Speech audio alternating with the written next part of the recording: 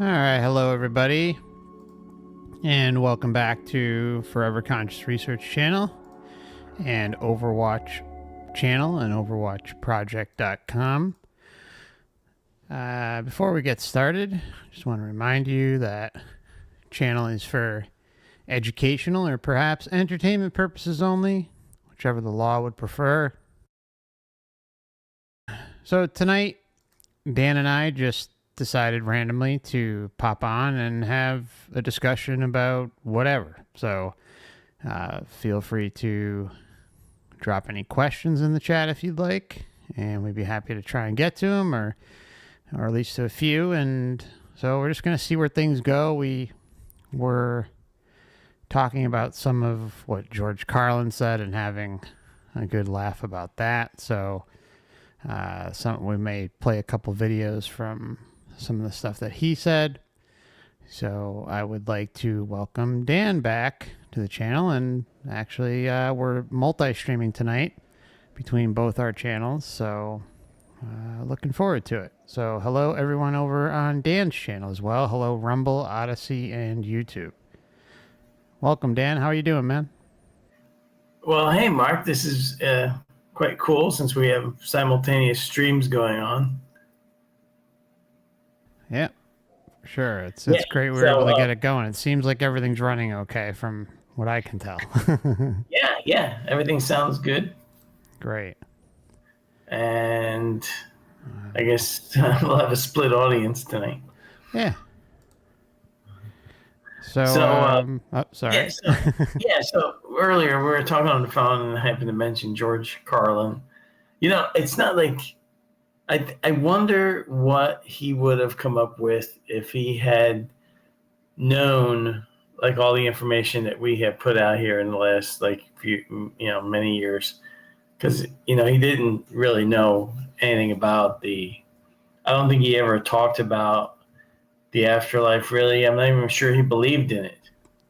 Yeah, I think if I recall correctly, I'm pretty sure his view is something along the lines, and I could be wrong about this. Chat, feel free to chime in and correct us, but I thought it was like somewhere along the lines like he wanted to believe but wasn't sure, and given all the crap obviously that he shit on basically in regards to religion, I think he mostly considered himself an atheist from everything I remember. Yeah, it seems that way, which is kind of a shame. I wonder if he had a different cosmology, how that would have affected some of his humor, because he was there's certain things that really resonate with me when you hear him say it now, and also the videotapes. So I think you have a few clips of because he really did go after like the group mind or the versus the individual, and we've talked about that. Like I've talked about it many times where I think it's everything here is set up to try to really strip you of individuality, and they have a whole philosophy of everything is one, or we're all one. I really have learned to after a deep analysis of that whole philosophy, just really despise it, and it doesn't really hold any water when you examine it deeply. Yeah, no, I agree, and it's it seems like it hooks right in with the New Age religion too, right? I mean, so it's candidates actually. There's actually besides the New Age, there's just a number of situations where it's to the system's benefit to have the "we are one" narrative. Everything. Yeah. The whole human design is designed to strip you away of individuality. First, you're born and you require all this assistance to exist, and then you did that great video where you I've talked about it before on my channel, but you did that really good video where you really explained like the whole state of mind of humans when they're from birth to about 7. They're kind of just like programmable sponges that are absorbing everything into the subconscious and all the garbage that goes in there. And it's all, what do we learn? We learn that we have to work with, be part of groups.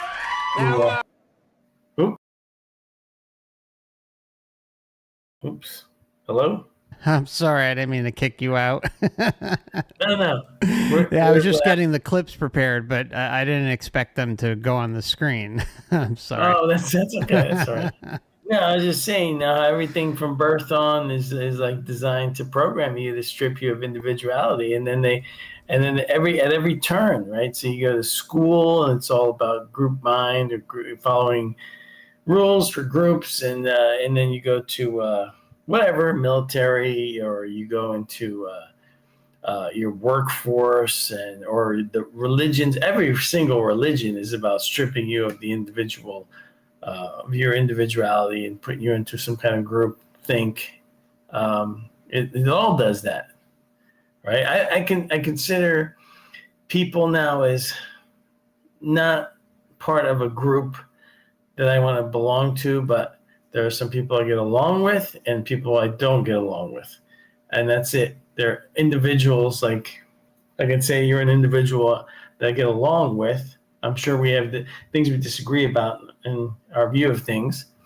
But it's okay. And then there's people that are really antagonistic. You've probably dealt with them, right? Everybody's dealt with the person that just is there to push your buttons, start an argument. They're not really in anything, and those are the people that you don't get along with. So that's pretty much it. You want to play that clip because it is hilarious. Yeah, it's a great one. Okay, so the one we're gonna dive into. Hopefully you guys can hear it. Please let us know if I think the sound should be okay. But so this one is Carlin with Conan back in the day, and how Carlin's talking about how he's waiting for the big one. This must be, it's great fodder for candidates, actually. The primaries that are going on right now. Well, I never do any political humor. I never do any topical stuff. So the only place I get to talk about something like that is a place like here, or in interviews and stuff. But you see, I like a guy like Buchanan interests me because I just want to see his neck explode. It's the same reason I was fascinated with Mike Ditka as a coach. I say, why don't they just put an isolated camera on him, and sooner or later this vein is going to. So I just like. I just like disasters and things. I just do. I'm really fond of big explosions. When they say something explode, when I hear the CNN theme for breaking news, boy, I'm there. And the bigger the explosion, the better I like it. I really don't care. I don't care. I like it when a lot of people die. It's a little sick, I know that, but I do. I like it when a lot of people die. It's fun. I always wish that it happened during rush hour. They always say, gee, if it happened during rush hour, it would have been much worse. I say, yeah. It would have been so nice. I just, yeah.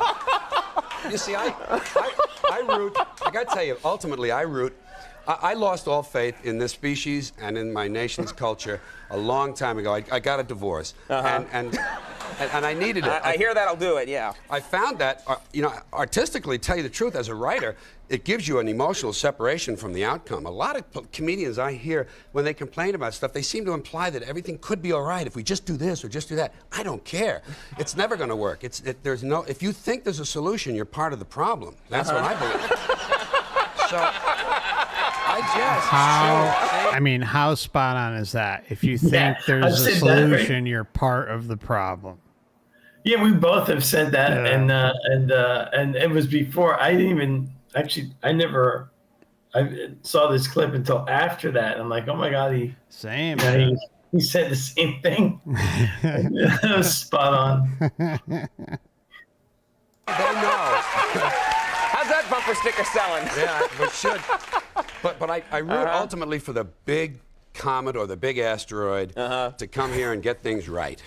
Because what happened is we would never have emerged from the ferret stage. The mammals would never risen if it weren't for that comet that wiped out the dinosaurs. The dinosaurs killed them, yeah. The second comet is due to get things back in balance. And what I want for it to do as a poetic touch, I want for it to come through the hole in the ozone layer. Wouldn't that be nice? And I want it to happen east of me so I can watch it on CNN for about 18 hours before the dust cloud reaches my house. It's just the way I am. So would you say that you hate people? I mean, is that a fair thing to say? No. Individually, I love them. Every person I meet, I sort of like, and I'm not trying to be corny here, but I see the universe in them. You can see a part of everything in everyone, and they're just wonderful to look in their eyes. But when they start to group, when they get into clots, when there's, for instance, groups even as small as 2. Here's a good example. So the 2 of us, That's yeah. right. Not as good as each of you separate. Right, all right. What happens is they begin to surrender the beauty of the individual for the sake of the group. Even like a guy, like, you know how if there's a bunch of guys hang around together in high school or college and then one of them gets married, he changes. He's in a group. And the wife will say, well, you know, he's just wonderful with the kids at home, but when he's with those morons at the bar, he's different. And the guys will say, hey, he was such a good guy, but when he's with Linda, man, the guy's, you know, just a drag. People change. And then the bigger the group, as the group gets bigger, 6, 8, 12, 15, 115,000, they begin to have hats, armbands, little slogans, lists of people they don't like, and it gets out of hand. So I'm in favor of people one by one, but in large groups, I would like to see them disappear. Oh, so that's where you want the comet all net through the ozone layer. We have to get back to the ferrets. The only hope. This is very nice, But actually. it gives me something to hope for. Message. And it keeps me separate from the rest of the folks. There's I no think you're real fun at a party. Yeah, well, there's no one to talk to about this. Yeah, You know. I wouldn't think so. But it keeps me going. All right. Well, we really sincerely hope you can come back sometime. I will try. I Will mean, you do I that? told you I'd like to come back. Yeah, There's 'cause no we've been reason to plug anything. Yeah, you don't have to plug anything Good. next time. Of Good. course, the HBO special, which you're plugging. Right. George Carlin. Live. Yeah. Live on the 30th. Okay, George. Okay, so yeah, that's it's great. Yeah. It's so true. It's so true. It's of course you can tell there, you know, like he's some of his materialism cosmology is coming out there, I think, you know, but I think he had I think a lot of people, you know, they have like this, if it's not this, it must be that mentality. And honestly, until you discover like, hey, there's this whole other theory about the universe and how it really works. And that's the other thing the system does here, right? At every turn, there's groups that are trying to offer you an answer to the meaning of life. And none of them want to address the whole obviousness with reincarnation, amnesia, the afterlife, how all these NDEs don't fit any of these religions or belief systems. You have to use cognitive dissonance to make them all make sense if you want to fit them into that particular box. For sure. Right. And Carlin was an avid reader. There's some video of him at his house. Also his wife, I think, after he passed, there's some footage there, and you know, she talked about how he was a big reader. And it's like, it's not like reincarnation books or NDE books weren't around in his time, because they certainly were. But you know, it's but you know, he also had he and his wife both had their, you know, quite a number of years with you know, drug addiction. And they openly talk about it, and you know, they both went into recovery, and their marriage lived on, which is incredible. Because most times, you know, especially I think between them it was cocaine and alcohol, but I know cocaine for sure. So their marriage actually survived through addiction, which is, you know, that doesn't really happen that often. Wow, I didn't know that. I mean, I mentioned to you that I did see him live once in New Jersey. And you saw him live once somewhere too, right? Yeah. Yeah, it was funny how we both saw him. I saw him in I think it was like 98, 99, somewhere around there. Yep. Yeah, I think mine goes even further back than that. It may have been the late 80s, early 90s. I don't know. It was a long time ago. Yeah, and like we were talking about earlier today, it's funny looking back at everything that he says and how there's like like it's just a totally different perspective listening to him today than it was probably when we each saw him live, right? I mean, it's totally different. Like the message resonates way clearer and connects and lands way more when you see, what he was really saying to people. Yes, there's a clip of him.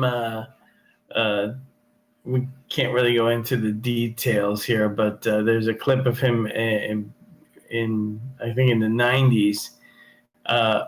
He was making fun of airport security in a certain way, and he sort of predicted the future. He sort of predicted some stuff. Yeah, no, that's a great one to bring up. Yeah, I wish the other clip we were looking at, unfortunately, I ran it through copyright and HBO snagged it right away. Of course they did. Yeah. That's and it too was bad. an interview too. Like it was a Charlie Rose interview that we were talking about earlier, and you sent the clip over. I ran it through, and it's I don't know how that can be copyrighted by HBO. It was a CBS program, wasn't it? It was like Meet the Press with Charlie Rose or something. So it's PBS. PBS. Broadcast. Yeah, that's Yeah, ridiculous. So if it's on public broadcasting, it's not supposed to be copyrighted anyway. I don't think. Yeah, that's my understanding too. It's a very loose copyright supposedly. I'm kind of like with the copy left bunch. I don't think I think copyright stuff is all. It's just it's become tyrannical. It's what it's become. It doesn't even do what it was originally intended to do. I mean, I can understand. You come up with a work of a book or a movie or something, and there should be so many years where you put the work into it and you get something out of it. But they keep extending these things way too long, years and years longer than they should. Oh, like even like books, like books from late 1800s, early 1900s, and they're supposed to be in public domain, and someone picked up the copyright, took it for themselves, and it's uncontested. Right. It's just plus what we're doing here is supposed to be called Fair use. Fair use. Right. And it doesn't seem like that's being enforced either. It is, but it's always selective, right? I mean, when I see a company like HBO pop up, I'm not as keen to test the waters, let's say. I'll probably win it, but at the same time, it's like when it's a major media company and not just that, I the less attention, the better, right? That's kind of how I look at it, especially when we're talking about YouTube. Hey, you brought it up. So actually, selectiveness is another thing that you find here in this realm of this reincarnation soul trap matrix. Selectiveness is something that always bothers me because it traverses like everything. It's like who doesn't know somebody that seems to be able to get away with anything. Yep. And it could be like in your workplace or maybe in your school or somewhere, somebody that you actually know in person. And they seem to be able to like do things that if you did them, nobody would like you, or it would, it wouldn't work out for you in one way or another. But they seem to be able to just do it. Yeah, I mean that thing that happened a few years back. That's a great example of how some were able to talk about it, some weren't. Yes, it's true. Yeah, that's why, in case my audience out there is wondering, why I only do basically a screencast and I never play any clips of anything. Actually, it wouldn't even surprise me if I got a copyright strike and you didn't, Mark. Would that surprise me? Well, I see, like, before I use a clip, I always throw it, like, I upload it as a private video and let YouTube run the checks. And if it clears, then I'll use it. You know, like, an interesting thing that I forgot to mention was you were talking about PBS, which, all those clips should be usable. Another one is TED Talks. I did a video, I don't even know how long ago. It must be 3-4 years ago now, on a TED Talks. And all TED Talks are Creative Commons, no copyright. Anyone can use them. Well, it just so happened to be I'm not going to get into what it was talked about. You can find this video on Odysee and Rumble, I believe, but I took it off YouTube. But anyways, when it was on YouTube, it got hit with a copyright strike right away. I filed against it and I won. But something you find with how this whole system works is, particularly like if you have like a monetized stream or something, or a monetized video, what they'll do is they'll wait wait out the entire time of the claim. So even if they lose, YouTube claims that there's like an escrow and all that stuff and whatever. I mean, we're talking, cents, couple bucks. It's never anything massive, but what they'll do is they'll hold off and wait for the full extent of what's available, time-wise, legally, at least according to YouTube's rules. And then respond, and then you can respond again. Almost every single time, what they will do is they'll say no, claim's valid, and then you have to fight it one more additional time, and then once that time expires, which kind of adds on, which isn't as long. I think the second response, or the second response is probably like, I think 2 weeks or something. It's been a while since I went through it. But anyways, TED Talks did exactly that. And if you look at any of their videos, any of them, they're all Creative Commons. They're all technically available for anyone to use and comment on. But because of the topic that was being discussed, they clearly went after my video.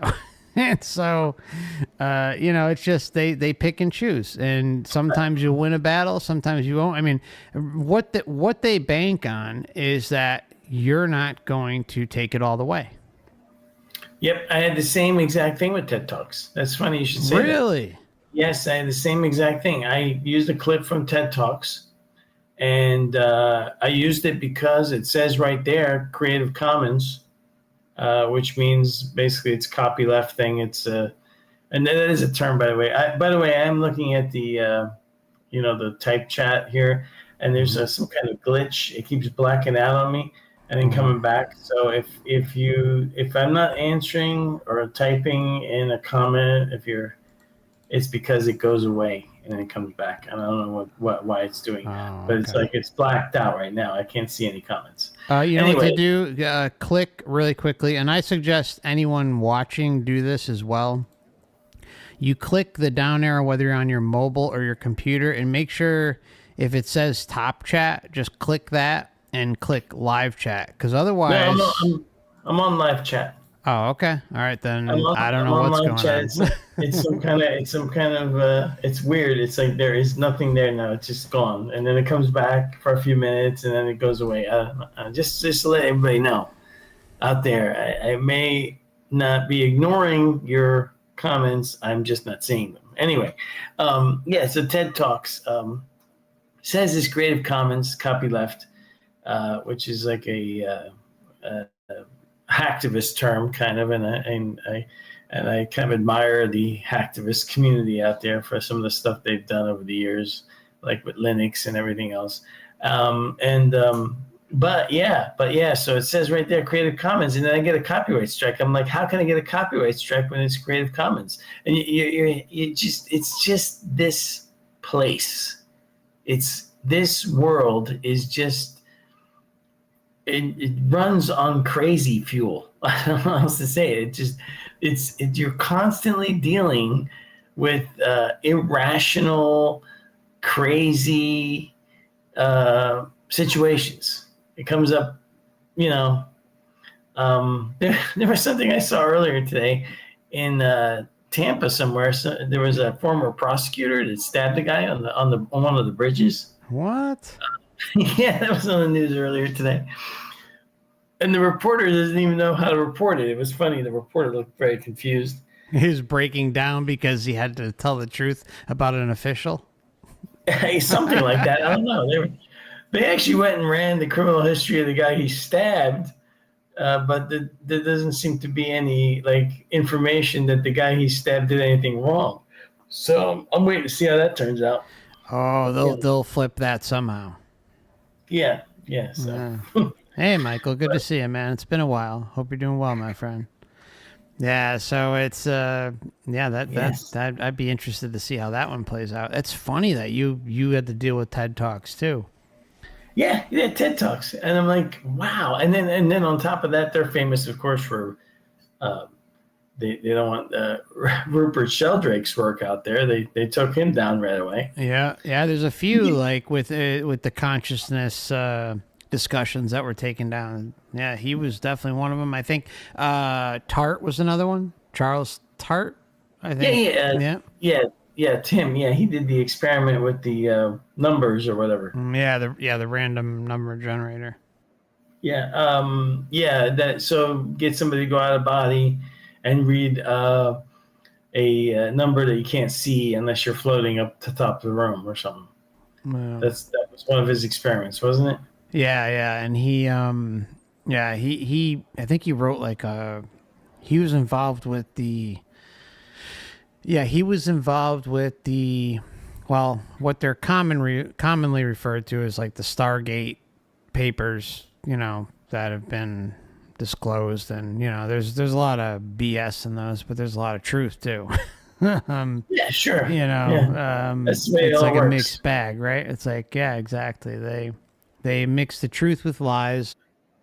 I mean, remote viewing, I don't know. I'm not going to go off on remote viewing, but I'm very, the remote viewing communities, at least in today's age, are not impressive whatsoever. That's just my opinion. Right. It's like, I like making analogies or whatever, metaphors. But it's like when you're buying something to eat, right? And you look at the ingredients of what's in there, and some of it is like, wow, I really, really shouldn't eat this. But man, this product tastes good. Could be like some kind of, and then whatever it is, it tastes good, right? And it's like that's how the whole system here is. They're gonna, when you're looking for something, some group, religion, some philosophical group, they'll have something that tastes good.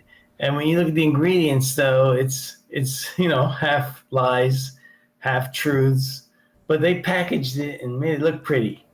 And and then you can there it goes again. The chat just blacked out on me again. And then it goes that's pretty much that's how to look at these things. Like they feed you this stuff, and then you surrender your individuality to that group, and then before you know it, you're not even yourself anymore. You're just you're it doesn't matter. It doesn't matter what group you're talking about. It doesn't matter.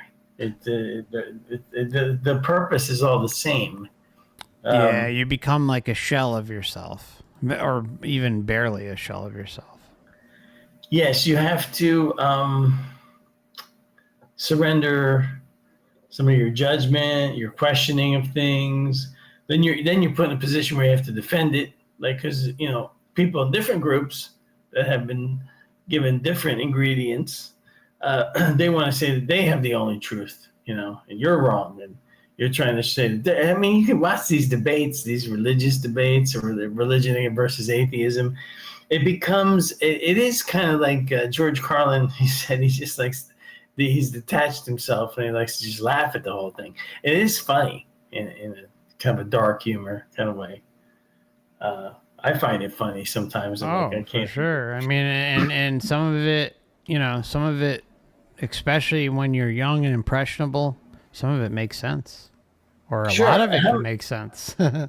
How many years did I go by, decades and decades of my life, and to think of some of the decisions I made based on the mental poison that I was, programmed with.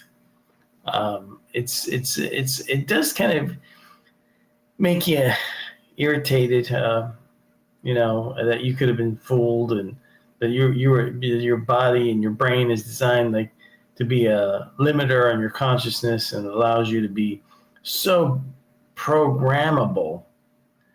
But it is also a positive note, is that you have the power, and I think everybody kind of does, even the most mind dead zombies, if they choose to wake up. You do have the power to hack the system and to overcome a lot of this programming. You could just choose to do it. Absolutely, 100%. It's up to you. I mean, are you going to let the system eat you alive? Or are you going to let it?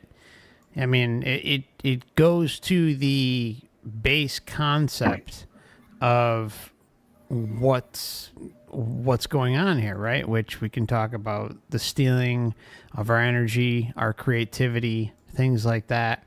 I mean, the very basics, like even discussing this topic today, some have gone through and gotten to the point of I kind of like compare it to the stages of grief, where you go through the motions and it's difficult to accept, but there comes a turning point where you are like, you're better, you're okay. It's not perfect, but it's better. And then there comes a period after that where you're empowered by the information. And, even though something may be negative, as long as you're not letting it eat you alive, then you're winning, right? I mean, and I think something I like to say a lot is that I think everyone should really get to a point of like an unrelenting intention, or an unrelenting inner knowing, actually, of their sovereignty, their liberation, non-interference, so that all this stuff can't even mess with you. And it's like, then you can kind of sit on the sidelines and laugh at what's going on. I mean, the world is truly a clown show, and it should not be looked at as anything else but. For all the suffering and everything that happens, yes, it's heartbreaking and horrible. But there has to, again, we can go revert back to the stages of grief. But when you get to a certain point, you realize that you can only do so much. You can only do what you can do for yourself, maybe your immediate friends, family, or online, whatever the case may be. But at the same time, there's a reason why they keep pumping out the negativity at us, and that's to get a reaction. To divide us, to get us to feed the loosh machine. And so I think it's just like, once you kind of get to that unrelenting understanding that, you're not going to go along with their bullshit anymore, then it's like a huge empowerment factor involved with all of it. Sure. It's Carlin mentioned that, right? If you think you're part of the solution, you're part of the problem. Exactly. There is no solution here, because the system, as I said before, I've said this before, the system is not broken. Once you accept that, It's much easier. You get all the stress goes away. Yeah, Like this it's running place is like a. operating- I'm sorry. I mean, Yeah, no, it's like this place doesn't. It can't. It's nothing to fix. It you know, if anything, it has to be broken. It cannot be fixed because it's not broken. It's running as intended. yeah, it's diabolically designed as running as intended and running, I would say, within the confines of some kind of natural law, because you have to choose to accept their terms of service to enter here. And every pre-birth memory you've gone over, like you've done a lot of great analysis work, in-depth analysis, but in near-death experiences, pre-birth memories, out-of-body experiences, they all have some similar elements, but they all have that, it's in there when you're listening to them. They're choosing to do it. Yep. They're given a choice and they're choosing to accept it. And we do it all the time here. Anytime you go buy anything, or even if they're giving it to you for free, there's always that click here, and nobody bothers to process. I mean, anybody out there who's ever bought a car knows the absolutely ridiculous. It's laughable, the paperwork they're giving you. First of all, by the time you decide to buy the car, you're already exhausted at that point, right? Mentally, even physically, you are just drained because it's a big decision. If it's a new car and you can't afford to pay the whole thing off, I mean, I have a car payment. Every month you got to pay to keep the new car. But then they come out with this paperwork, and it's laughably long. Have you ever, when you're buying a car, they come out with that sheet? It's like 3 feet long. Yeah, 3 feet long, and has all the specs on it, but also all the things that will happen to void your warranty. Yeah, everything.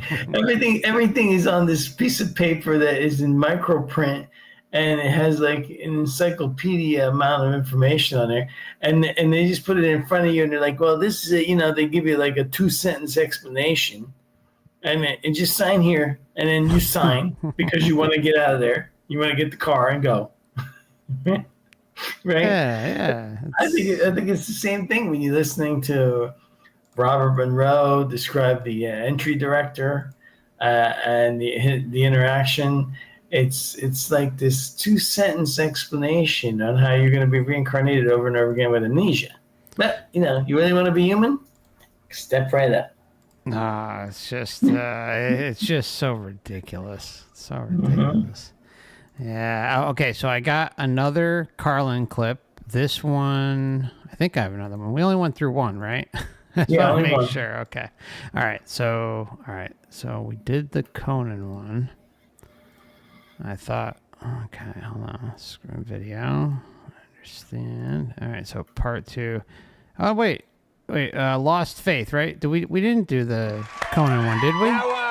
Yeah, we did that one. We did. Okay, hold on. Then maybe we didn't do that. Hold on. That was waiting for the big one. Stir things up. Yes, to get us. I thought we did do this one. No. No. This is the Charlie Rose one. You sure? Yeah, but I can only play one of the 2 that you sent me. Oh, this is the right one? I'll play it, but I'm pretty sure we watched Back where we were before the first one came and knocked out these dinosaurs and let the ferrets go. Yeah, we watched this one. I know it. And I'm rooting for that big one to come right through that hole in the ozone layer because. Hello? Yeah, I was going to say we watched this one. No, we didn't watch this one. We didn't? Maybe it's just because I watched watched it recently before we went on. Okay, I'm sorry. Yeah. Okay, hold on. Yes, to get us back where we were before the first one came and knocked out these dinosaurs and let the ferrets grow. We're talking about comets on this show tonight. I know it. And I'm rooting for that big one to come right through that hole in the ozone layer because I want to see it on CNN. See, I'm here for the entertainment, Charlie. I am. Philosophers say, why are we here? I know I am here. For the entertainment. Exactly, right? The entertainment. That's why we're here. Yep, we're here for the entertainment. I mean, that's the point that I think everyone needs to get to. We just need to be here for the freaking entertainment because it's a clown show, and that's it is a clown show. It's the only lens to look through it. I mean, come on, just think about what's going on out there. At every turn, if you were to stop and just critically think about something going on in the world, even in your immediate vicinity, wherever you are, or just some of the things that we go through just to get by in life, some bureaucracy you got to go through to get something done, or you're doing something to your own house and you have to go get somebody's.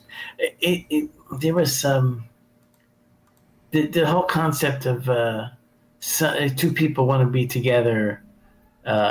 Live together, whatever they want to get, and so they go through the ritual of getting like a marriage done, right? And nobody ever stops to think how crazy, how insane it is that you have to go to some office and get a license. Oh, yeah.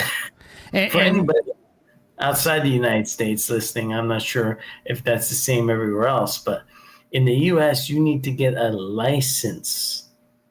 They give it to you. It's like a diploma-looking thing for virtually anything. You need a license for virtually anything, but when you stop to think that you need a license, that they're giving you a license to be with another person. When you stop to think about the level of crazy that we just casually, casually accept it. Yeah. We don't. Nobody stops to think how insane that is. That you're getting a permission slip from other humans that can't possibly have anything. Like, they don't have anything special. They're not gods from Olympus or something. They work in an office. They just have this title. How do you know? Yeah, exactly. How do I know? Actually, there was I was in some hacker forum looking around. What was going on. I've been reading some books I told you about earlier that went over some of the history of hacktivism and stuff like that. Mm-hmm. And there was somebody with a what do you call it? Their nickname on the forum was God of Nothing. I like that. I thought that was quite deep, actually. Yeah. that was pretty deep. God of Nothing. Yeah, I was like, well, it's got to be one of those. This seems to be God for everything. There's so many gods. Mm-hmm. Yeah, ridiculous. Pages of gods. Pages. At least when they were a pantheon, it made kind of more sense. True. Well, they were more forceful, too. And flawed like everything else here. Forceful, flawed, but present. Yeah. Allegedly. Yeah, supposedly. The ferrets We're talking about comets on this show tonight. I know it. And I'm rooting for that big one to come right through that hole in the ozone layer because I want to see it on CNN. See, I'm here for the entertainment, Charlie. I am. Philosophers say, why are we here? I know I am here. For the entertainment. The show. Bring it on. I want to see the circus. But how does this affect your performance and what you bring to stand-up? Well, I've seen a lot of comedians. We've all seen a lot of comedians who seem to have a political bent in their work. And always implicit in the work is some positive outcome, that this is all going to work. If only we do this, if only we pass that bill, if only we elect him, if only we do that. It's not true. It's circling the drain time for humans. I believe this. I honestly believe this. Not just as a comedian, he thinks that. He likes to say that. Yeah. I believe it. And when you say to yourself, I don't care what happens, it just gives you a broader perspective for the art, for the words to emerge, to not care. That's what happened in that 92 show. That's why I could say the planet is fine, the people are... Because the planet will outlast us. It will be here, and it will be fine. Has the subject matter changed? Well, you're still stuck with what's going on, but I don't like topical... I don't like political humor. I don't mention politicians. In fact, I defend them in this particular show. Everyone is on their... Everyone is always making things... Politicians are bad. I defend them and blame it on the people. This is where it belongs. You get what you deserve?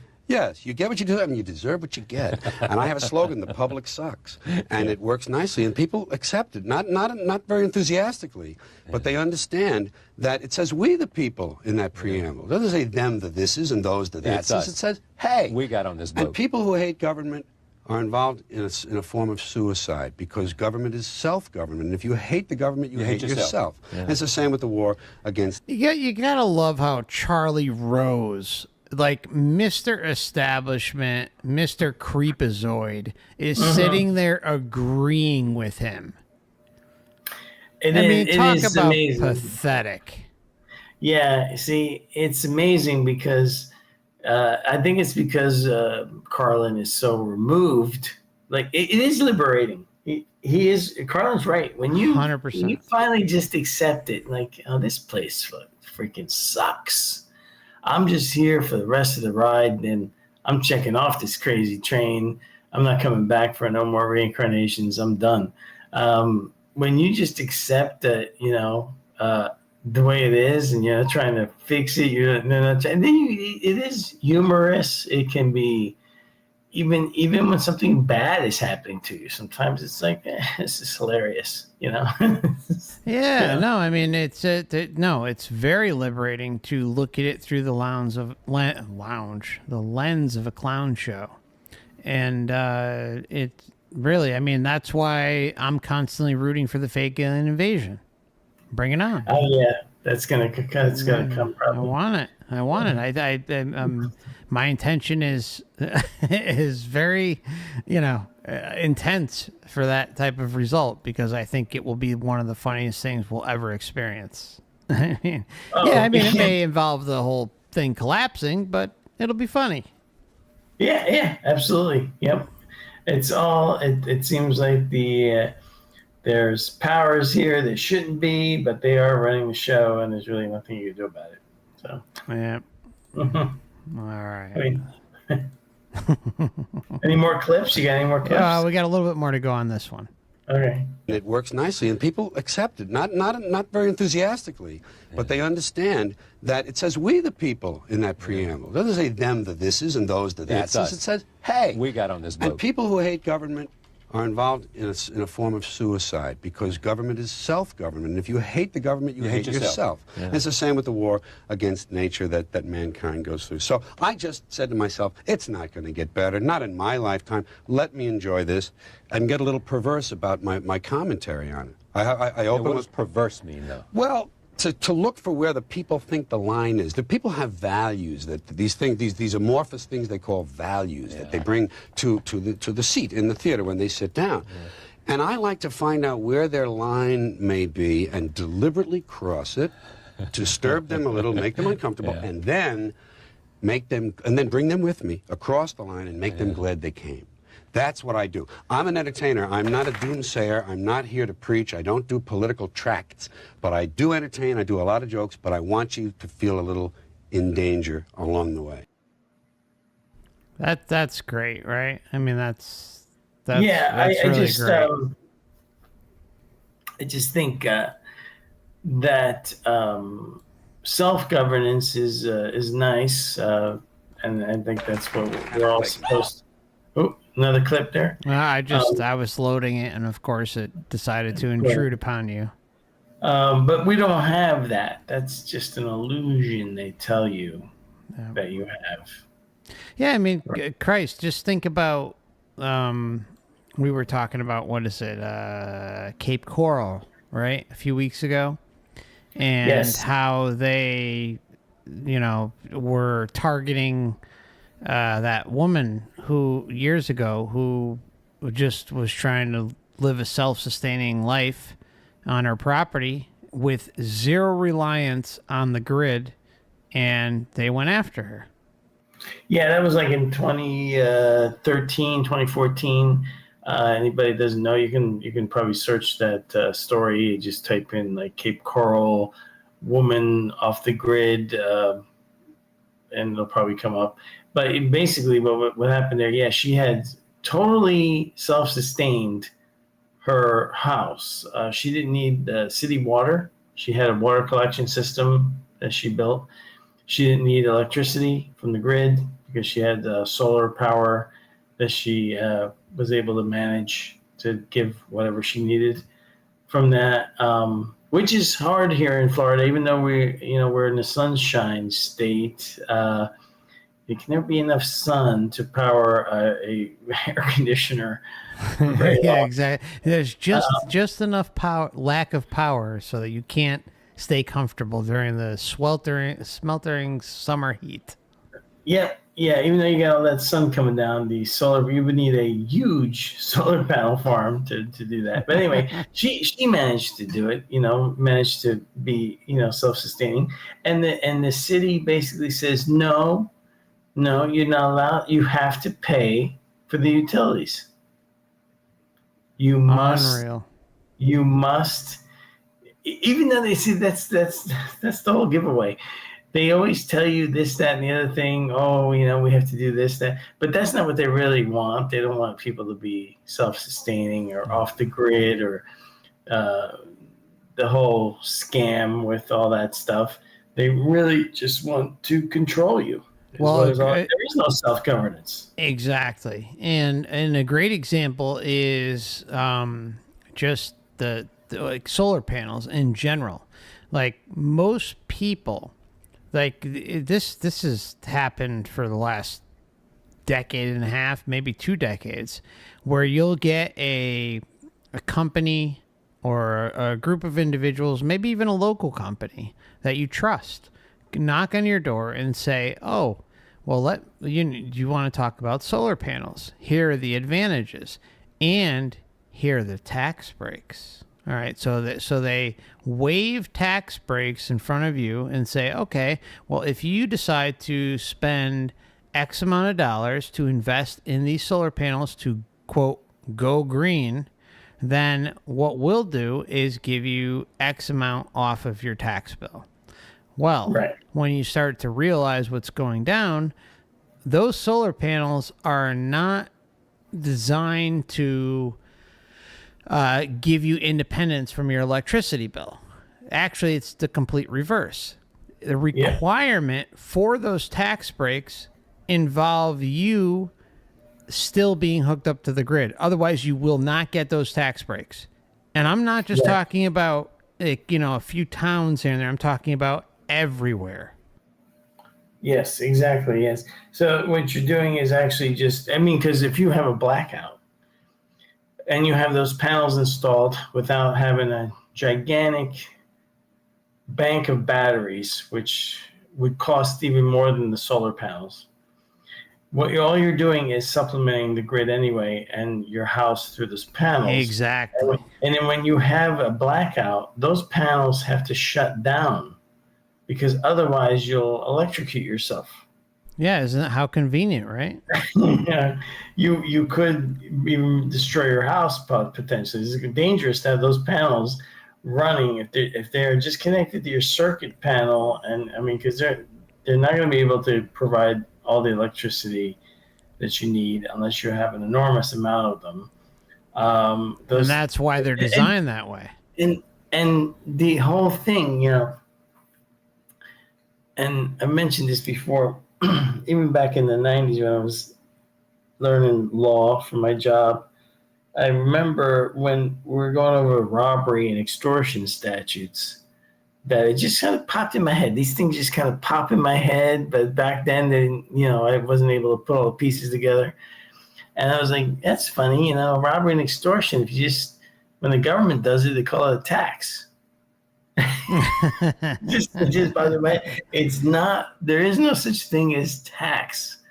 It is extortion because you have to pay it.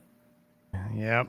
What they're saying is we're going to not extort you as much. Yeah. We'll extort you just a wee bit less. But you've got to stay connected to us. Yeah, it actually is. It's just a different extortion. Like what they're saying to you is like, you're going to buy this. And then because you buy that, we're not going to come by for the collection money for this, for the protection money that we're collecting from you. Yeah, it's the mafia. It's the freaking mafia. It is. It's just the mafia, right? And it's just if you start because it's all about deprogramming everything. So I always vehemently, I try to force myself to, it's a good practice, I think, in my opinion, for people to try to do this, trying to escape all the trappings of the matrix here, is to try to analyze why you're doing something or why you're using certain terminology. And are you actually saying what you mean? Or are you just saying words that have been programmed for you to use so that you don't understand what's really going on? So when you hear the word tax, you have to try to make sure you kind of reprogram yourself so you understand that really means extortion. When you hear the word, what's the other one? Oh, when you have somebody sneeze, try not to acknowledge it and see how hard that is. Yeah. It's right. It's been, and people have asked me, why don't you ever say God bless you? And somebody said, I said, I don't follow the dictates of some pope that died 700 years because they ordered people to say God bless you when people sneeze, and it's really why people just do it over and over again because some guy in a funny hat gave out the fish hat too. The fish hat gave out a dictate, and people are still doing this freaking thing. That guy's been dead for like 1,000 years. Yeah. Try to do that, but see how hard that one is, because that one's like telling your dog you're going to give it a treat. Oh, it's this reaction, like they're like, oh, okay. And then they jump to and they go to where they're supposed to go, wherever the treat jar is, and they sit there and they wag their tails and they have a reaction to it. And when you're somewhere and there's somebody sneezes, there's this like programmed reaction. It's very similar to like giving a dog a command or something. it's so weird, like sneezing and yawning too. Yeah, yawning. Yeah, yawning. I mean, like my dog will yawn or I will yawn and we'll both yawn. Yes, Whoever's initiating that. I mean, talk about weird. Isn't that And then something? like with humans, it's guaranteed. But I mean, it happens with dogs. It happens with cats. Yeah, it happens. Like Dogs if have you're no making pet. eye contact, like and you're in the same room or right next to each other, it's going to happen. Like not every time, but pretty damn close to every time. Sure. What is that, right? Here's another one. Next time you're in a restaurant and you're having lunch or dinner with somebody, or you're sitting there, consciously pay attention. If you're getting along with somebody, this is fascinating because I started to realize this was a thing and it was happening, and I wasn't consciously aware of it. You will, if somebody, okay, so you both have a drink, right? You both have your Diet Coke or iced tea or whatever. When you drink, the other person will drink. They'll take a sip. And you'll do it automatically when they're drinking. Yes. Yeah, Notice that's that? a good one. That's a real good one. Absolutely. What do you guys think in the chat? Let us know. I mean, you experience the same with your dog, your cat, or another human drinking? Yeah, I mean that's a real good one. Yeah, I started to realize that I was doing that, and I was like, wow, look at that. I'm having some kind of automated response. I guess they call it mirroring or something. I think a lot of I think this is something that is kind of taught. I believe that people that are good at like it's something that like a pickup artist or a con artist will use. Neuro-linguistic programming. Huh? Neuro-linguistic programming. I always have trouble saying that word. They're doing it on purpose. But if you just happen to be with somebody you're getting along with, you're doing it automatically. It's like body language. I mean, we have so many things going on around us. We're not even consciously aware of it, but our subconscious is picking up on it. And when you start to, I was somewhere taking a class. Everybody knows I've been working more lately. I had to take this class, and one of the things they showed us is that stupid video that I was aware of, where they have the people throwing around a basketball, and then in the background a gorilla walks through, but nobody sees the gorilla because they're busy counting basketballs. You ever see that one? Oh yeah. That's a classic. Right. So I sat in the class, I'm sitting in the class, and they're doing that, and everybody in the class is counting the basketballs. But I already know what this is. I know the trick, right?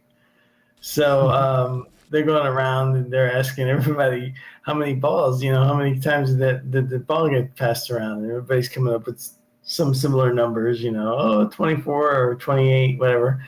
And they come to me, and I'm like, I don't know. I was too distracted by that gorilla that walked through. And the guy's like looking at me like, son of a bitch, we got one that can see. That's right. That's great. They Live. If you haven't seen that movie, you gotta watch it. It's a must see. You got one can see. We got one that can see. But here's what I want to say about that a lot of this stuff I find fascinating on how groups of people will react to something when it becomes like weaponized, and how before, whatever it was existed on its own. Everybody knew it was there and nobody cared, right? I mean, back in the 80s, 90s, if somebody was a different orientation than you, or they were different, they were just different. It was just like, whatever. I mean, you do you, and I'll do me. I never cared. I never bothered Live me. and let live, right? Right, exactly. And it's not like I was a libtard or anything. I wasn't. I was just like, I don't really care about what other people do, as long as it's not bothering me. Who cares? I guess I was always kind of like a anarchist or libertarian in that way.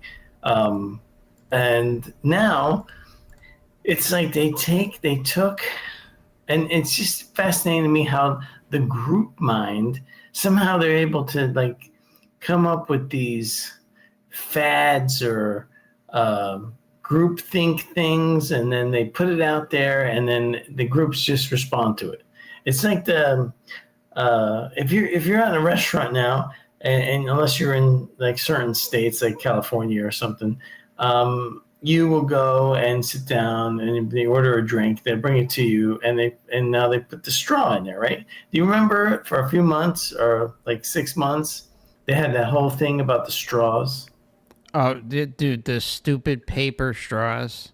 Yeah. They had this like, abominable. It's almost like a test. It's almost like they're testing them. What else could it be? They're horrible. Huh? What else could it be but a test? Because they're absolutely wretched. Yeah, I mean, it's like, but no. See, now you can go back and they'll give you plastic straws. Most places I go to, they. No. That's the freaking electric chair with that kind of thought, Dan. Right. So, but I'm just saying, like, a lot of places it's like it never happened, right? It's like they throw these things in there. The whole group goes along with it. I'm standing there going, does anybody know that this turtle isn't photoshopped? I mean, does anybody look into it? Right? Yeah. Wait, I said we're changing the entire planet because of what happened to one turtle allegedly. So well, the turtles are more important than your precious straw, Dan. Yeah, and then it comes out that these certain ones that are plant-based or whatever are actually toxic. Of course they are. Of course. They're toxic. They're toxic. They're releasing all kinds of toxic stuff. Dude, when I see that a bunch of stuff I buy is made of recycled material, I think of complete trash. I think of shit and piss and vomit and all sorts of horrible things being mixed in with my recycled item that I'm buying. Mm-hmm. Or my, carbon neutral item. Yeah, it's all a farce. It's another thing that you can laugh at, It's just it's hilarious. But This sometimes entire stream may be a bit too much for YouTube. Might have gone over the edge tonight. Yeah, maybe, I don't know. But I mean, like the straw, when they pull the ones that they make go away, it's fascinating because they bring it out. Everybody gets in an uproar about it, except for me. I'm standing there going, oh God, I gotta get to deal with all these different idiots out there that have all drunk the Kool-Aid or whatever they're putting out there.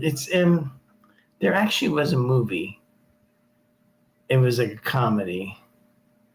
I'm thinking it was actually a live action Josie and the Pussycats. Remember that movie? You ever see that movie? Oh yeah.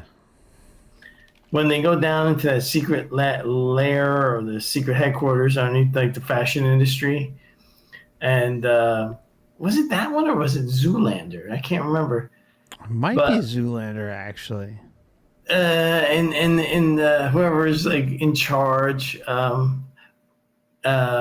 he's like, this is where we decide what's in style. You guys, you ever wonder where that comes from? Like, people go around, they're like, oh, this is in style now. I'm like, who said? How did that happen? It's funny you mention that because I was just responding to a comment today, and we were getting into a deep discussion about early childhood development, and also it's like, why don't we just throw flame on the fire? A movement from the 60s, okay? But what's interesting is something I noticed while looking at The Matrix is that it's very obvious.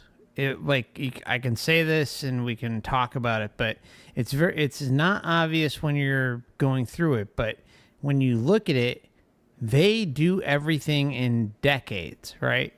10-year periods. You have the 50s, the 60s, the 70s. You have all sorts, like they mold society and humanity based around decades. And that could be based on music. That could revolve around uproar or human rights or whatever the case may be. Societal issues, political issues, fashion is a big one. I mean, that's very clear. We see that all the time. And so they love to do things in 10-year chunks that, it's like they're planning in advance how to switch society to a certain way of thinking. It's true. Every decade has a style, a music, a look. Even when they're making like movies today that are based on certain periods of time, they have specialists designed, for the sets. I mean, I understand. Okay, so back then they didn't have if they're making a movie about the 70s, it has to look like the 70s. So there won't be any cell phones. There won't, there's pay phones everywhere. Cars are going to look a certain way. But the other stuff is like the clothing style, the music. It has a decade. And why is that? Why would a decade determine, okay, this music is the 70s music? I mean, if you have a certain, on radio stations, like it's a 70s station, it's an 80s station, it's a 90s station. And, there's a whole different... It's a space station. Yes, with Prada spacesuits. Prada spacesuits. In case anybody out there didn't know, Prada said that they're going to make actual spacesuits for astronauts. Yeah, just in case you guys didn't know, a very, very important public announcement today. Can you do a quick search on that and bring up the article so people can see I'm not making that up? Because it does sound absolutely ridiculous. I go to the moon in a nanosecond. That's all I know. Hold on. Let me try. Hold on. Yeah, just type in Prada spacesuits. Prada spacesuits. All right, I'm gonna play this. Hopefully, I don't get hit. But Oh, it's a video? I just thought you could find an article on it just with the headline from a news agency. okay, that works too. Hold on.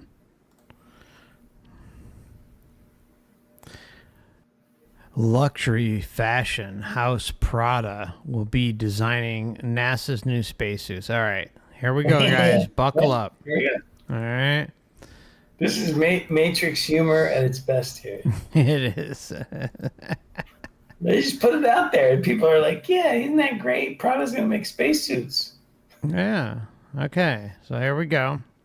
Luxury fashion house Prada will be designing NASA's new spacesuits so astronauts can fly in style. Oh, look at those! Look at those designer gloves, guys. I mean, just look at the patterns and the grips over here by the fingers. Nothing like it. Looks like complete trash. Looks like I can make that in my freaking garage. Look at that shit. Is that really supposed to be the actual suit? Oh, I don't know. It's funnier if it is, Dan. All right, let's just go along with it. All right. I mean, where's the bling? This is the Prada, the Prada spacesuit. All right, Prada and Axiom Space are collaborating to create NASA's new spacesuits for its 2025 lunar mission. Oh, that'll be a shit show. Prada engineers will develop design features and adapt materials to the harsh climate around the moon.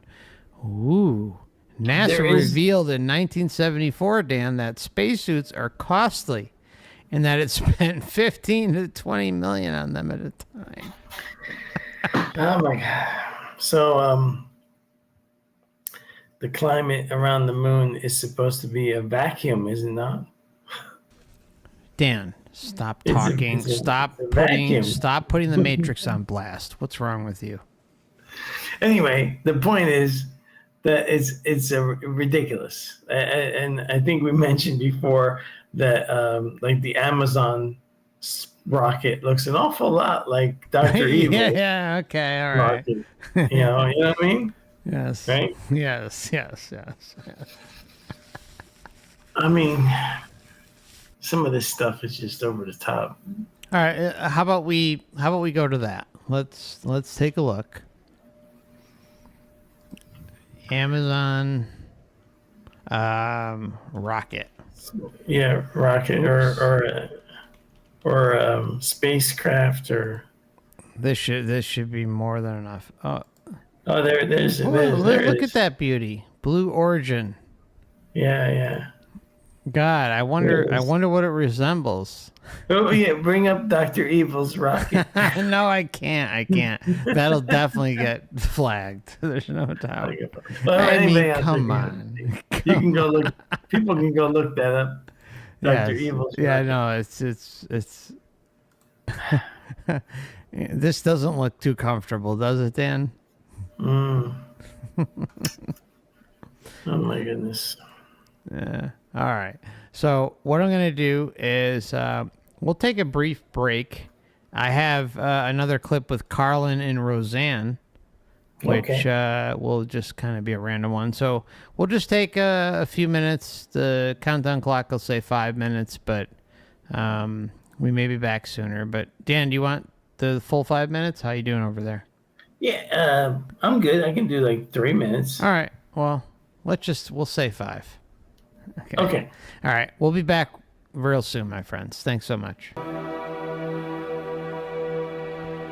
right. Just as a reminder, this channel, Dan's channel, Overwatch Project, Overwatch channel, is for educational or perhaps entertainment purposes only. You can find Dan at Overwatch Channel and OverwatchProject.com.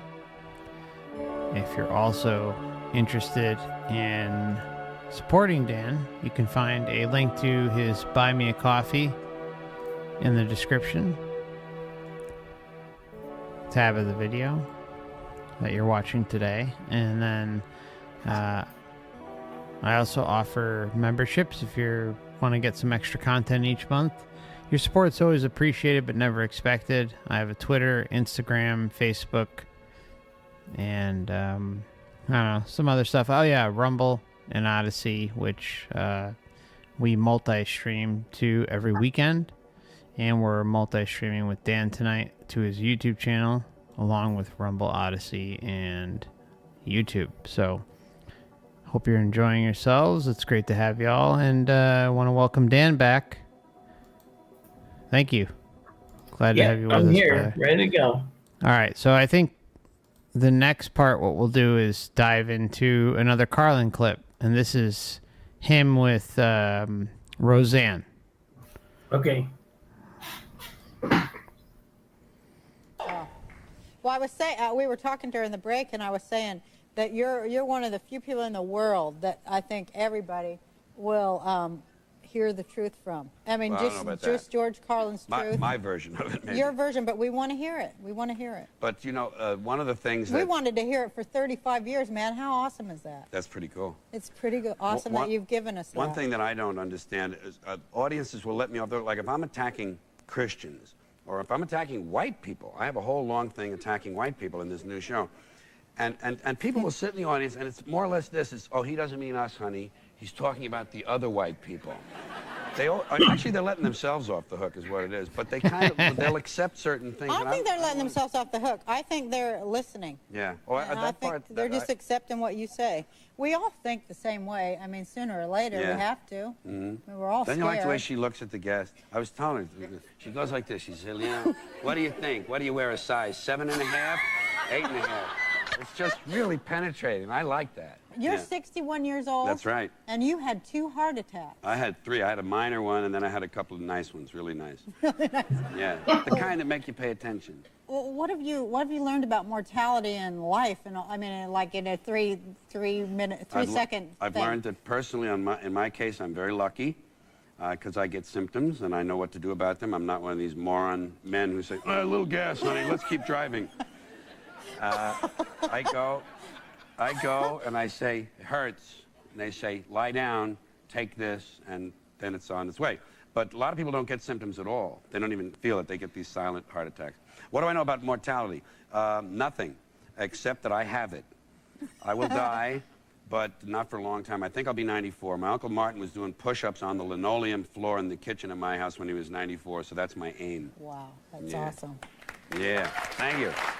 So having them heart attacks and stuff, and I know you lost your wife too. Yeah, a couple of years ago now. And all of that didn't move you to a different place. If it did, I didn't notice it. You know, I'm very, very focused, and I don't notice those kind of, they're peripheral. I'm sure the effect is there somewhere. You know, if I were to sit down for a half an hour, think about it, and talk to someone about it. But offhand, I don't know. Well, how about this? Let me live a little smart. I stopped all the cocaine. That was good. That was real good. Stopped all that. But you say you're doing your best writing now, so maybe that has something to do with it? The heart attacks? Well, maybe your looking mortality in the face had moved you to a higher place. Maybe it sure made me see myself as, you know, as a person that had a certain limited amount of time, and I wanted to do the best things I could with my work before I didn't get to do it anymore. What the hell's wrong with us? And that's my last question to you, mister.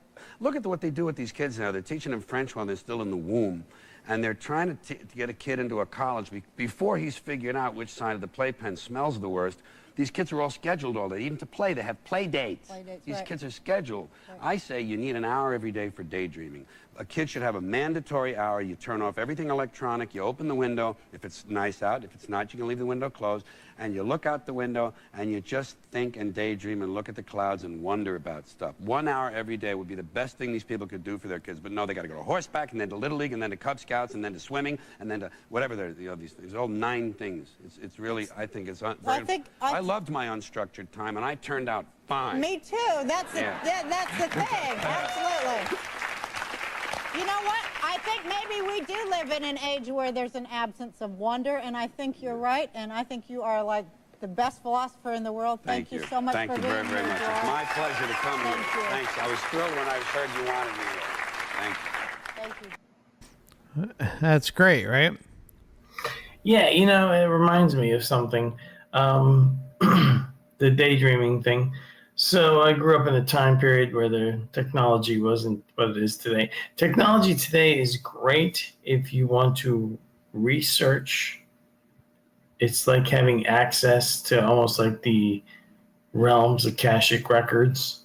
You can, Sure. I mean, if you go to overwatchproject.com and you click in the books or the links section, it is the source material that I base all my theories on.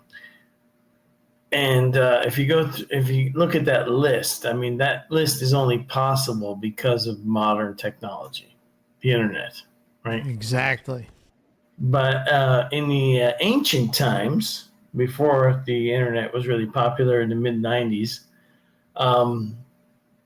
I spent tons of time in my head creating virtual environments in my imagination, which I don't even know if today's youth can do that.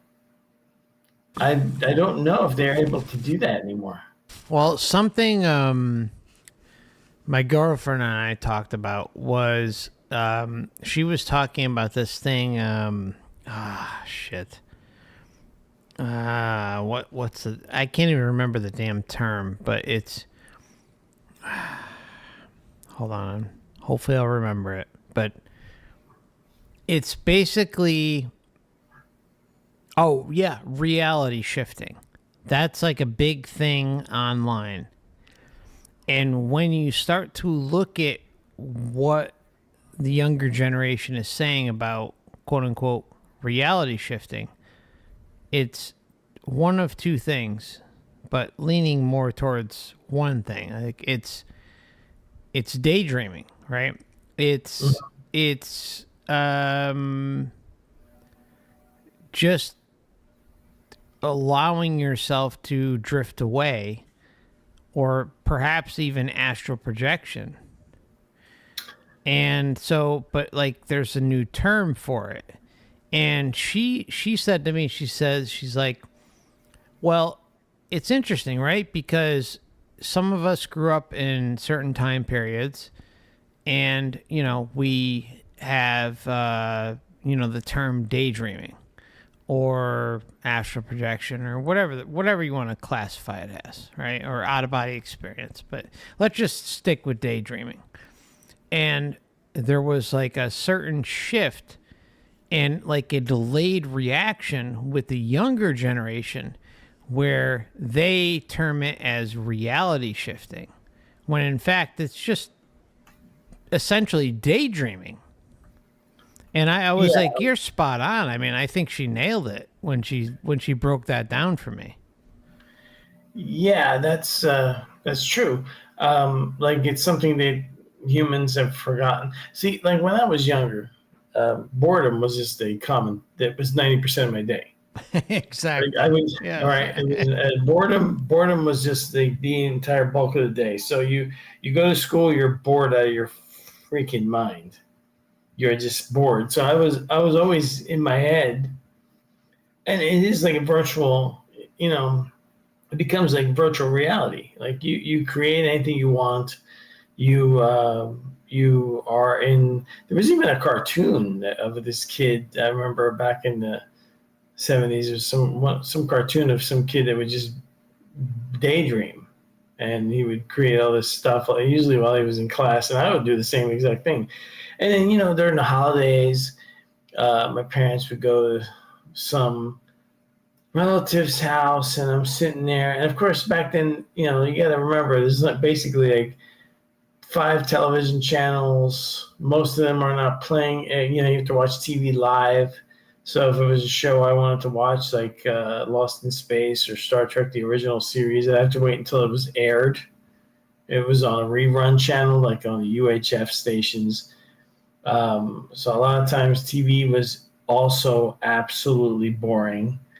Best I can do is go to the library, the public library, use that Dewey Decimal System, the index cards. Oh, yeah. To find books on UFOs, or I would look for books on self-hypnosis back then and all kinds of stuff like that. So that was the internet of the day, you know. But I remember like being like sitting on some couch, bored out of my mind, or sitting in some waiting room, bored out of my mind, and you just actually have to go in your head and create an entire world for you to exist in that wasn't boring. I mean, what else are you gonna do? Yeah, you got to use your what? Imagination. Imagination, right? And then when I think sometime after the internet popped up as being like usable, the imagination thing kind of goes away because you go into this internet and then or you know, like video games today are so immersive. They weren't back then. I mean, you would play chess or checkers, tic-tac-toe. The first immersive game that I've ever experienced was Super Mario 64. That was like the shift from 8 and 16-bit to 3D. And it blew me away. Blew me away as a child. Like it was like, where did it come from? Like it wasn't even a subtle jump, but it was like smack you upside the head type of change that occurred realm wide. And you have a gaming channel now too, right? Yeah, I do. I mean, it's casual, you know. I mean, anyone who's watching it's you know, it's casual. You know, but still, don't expect any sort. It's nothing like this channel, so you know, it's just, you know. Yeah, but still, it's because of the video games have. I mean, and it's amazing. Like these video games live and die on their popularity and whether or not they inject politics into their stupid games, and if they you know, piss off their player base. And then, but all that stuff is occupying people's minds, drawing their attention away. And so I guess people have had to rediscover daydreaming, and they call it reality shifting now. Is that what you're saying? Yeah, that's the new term. And she said, she's like, you know, basically the way I look at reality shifting is it's like a paused version of daydreaming. And it's just like a new term that the youngins have applied to it, and it makes a lot of sense. It really does.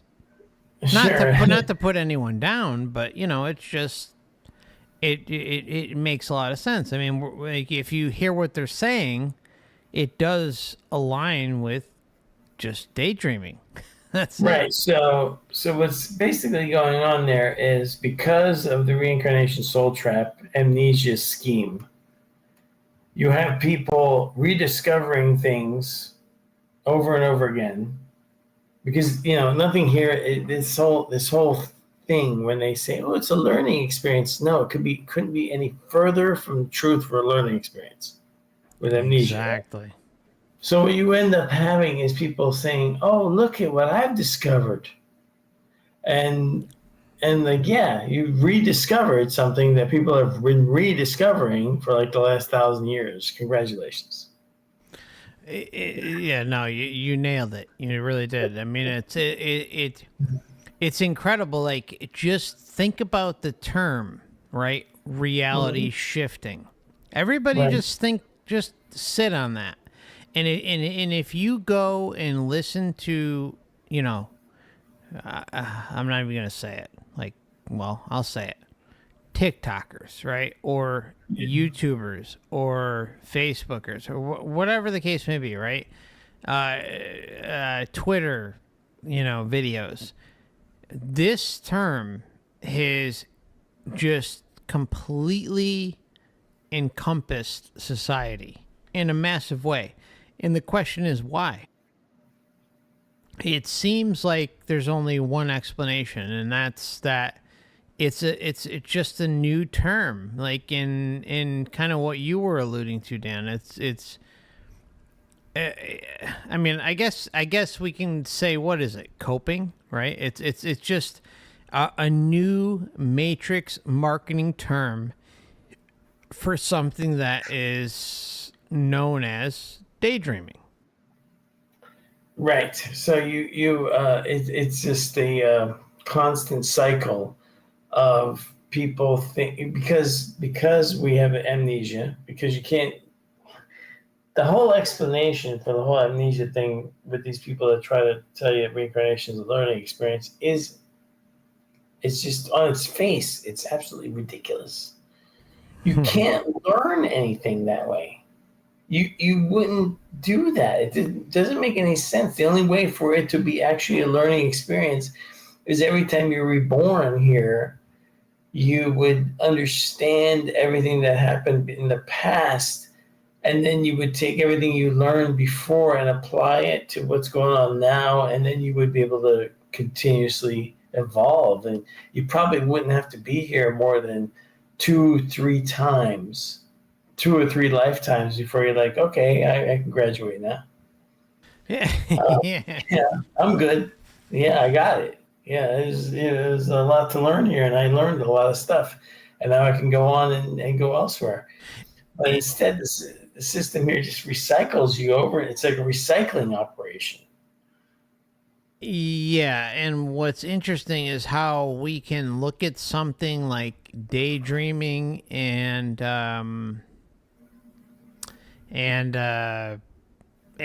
what the hell's the term? Reality shifting. Reality shifting. Daydreaming and reality shifting, how they're basically explaining the same exact things. But what is reality shifting? What is that word that suddenly came into existence and replaced daydreaming? That is a matrix replacement. That is to divide, and not even divide, but just to insert confusion into the upcoming generation. What else could it be? Seriously, what else could it be? Yeah, sure. No, everything here is about confusion. This is the most confusion. And division. Yeah, division, confusion, group again versus group. There's absolutely very little benefit to being here any more than one time. If you had to come here and you were guaranteed to just come here for one lifetime and leave, that'd be the only way you would get any kind of benefit of this. And you'd say, yeah, I now experienced crazy irrationality and insanity. So now I know what that's all about. And then you go on, Sure. you go on with existence.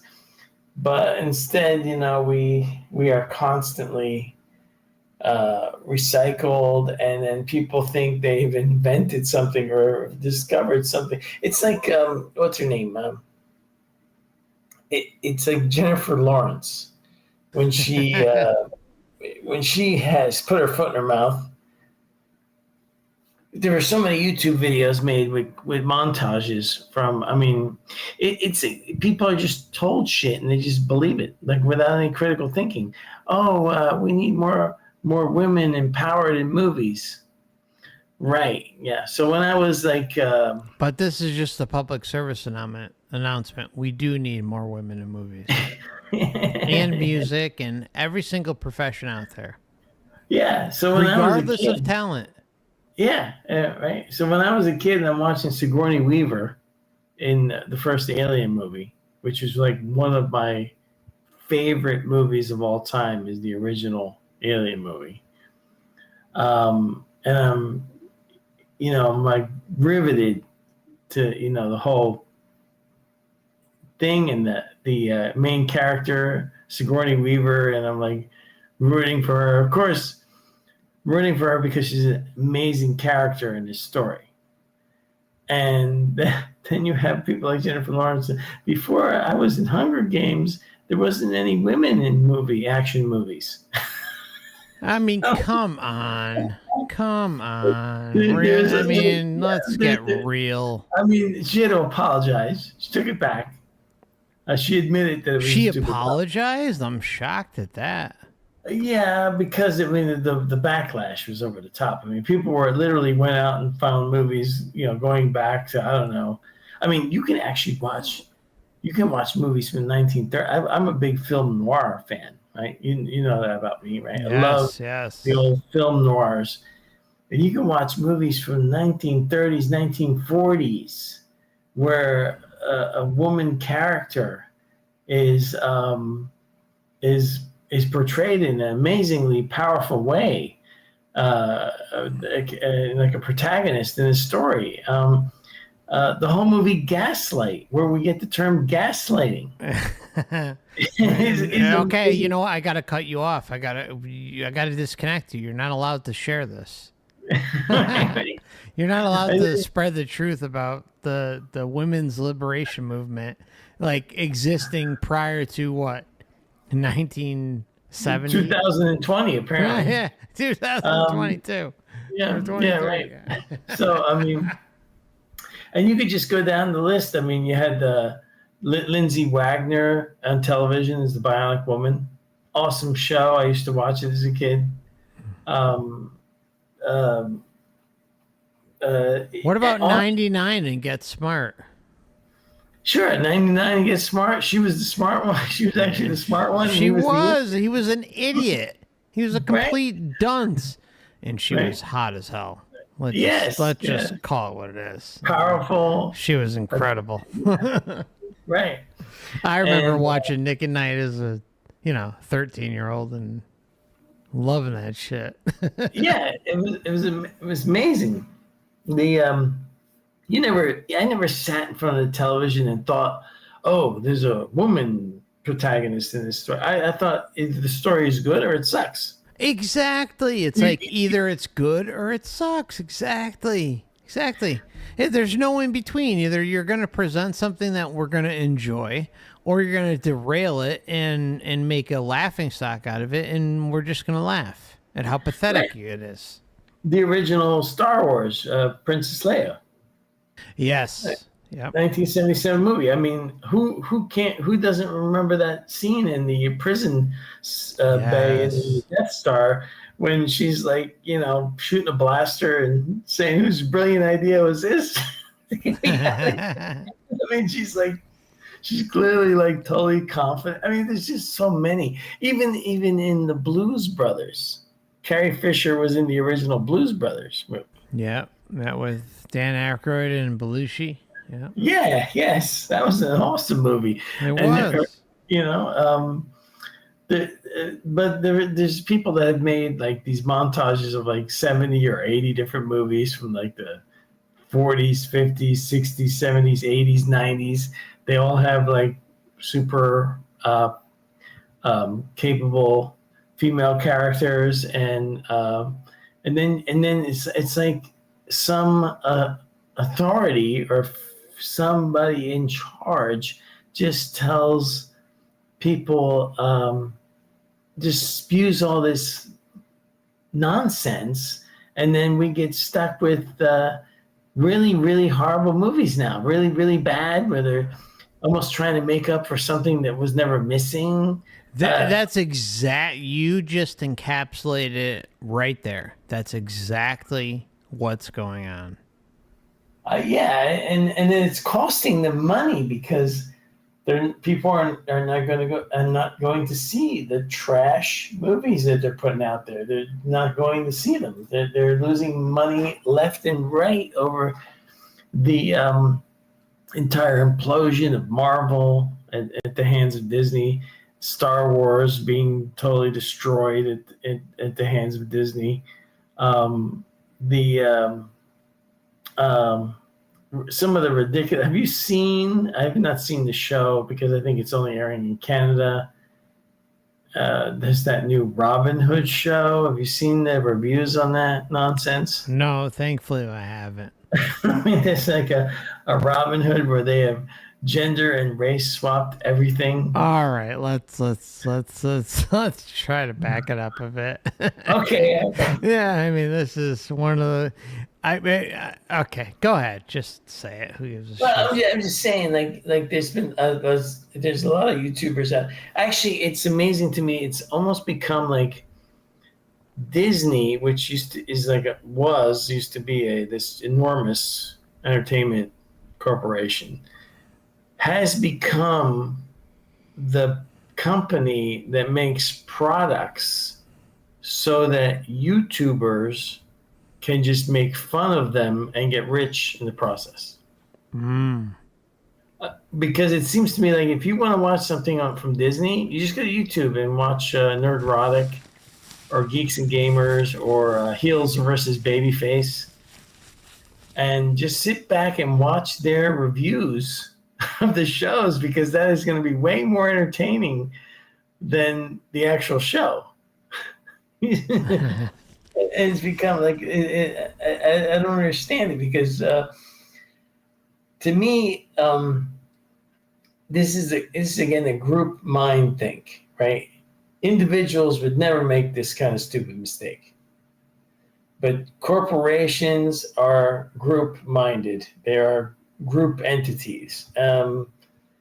It's very difficult. The world is designed. Human beings are designed to operate in groups to survive by design. There are other animals out there on the earth that don't need that, right? There's plenty of animals on earth that do not require any kind of group.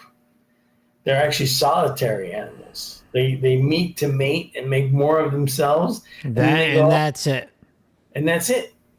They go but we are designed like we cannot even survive without having some kind of group relationship. You can't even survive when you just arrive here. Right. I was one of the most fascinating periods in history to me is the whole Republic of Pirates era from like the 1600s that lasted for about 20 to 30 years, when they controlled like the port of Nassau and the other port in what's the other port name? Was it the Bahamas? Nassau's in the Bahamas, but there was another pirate like bay and some other part in the Caribbean. There was two of them. All right. Well, I sense that you're a racist. Anyway, the pirates in that era, probably the closest thing to individuals like partnering up in groups in a leaderless society that you could ever find in human history, where they had like those articles of agreement, like when you're on the ship or when you're off the ship, like you're pretty much on your own. Like they had it was very interesting. If you want to, look into if anybody out there is interested in human behavior and why people do things the way they do, it was probably the only time where a civil society kind of formed temporarily without actually any kind of government, and still was able to function as a kind of civilized society. But they used the laws of the sea. Well, they had different. No, it was different. Most pirate ships most of the crews were volunteers.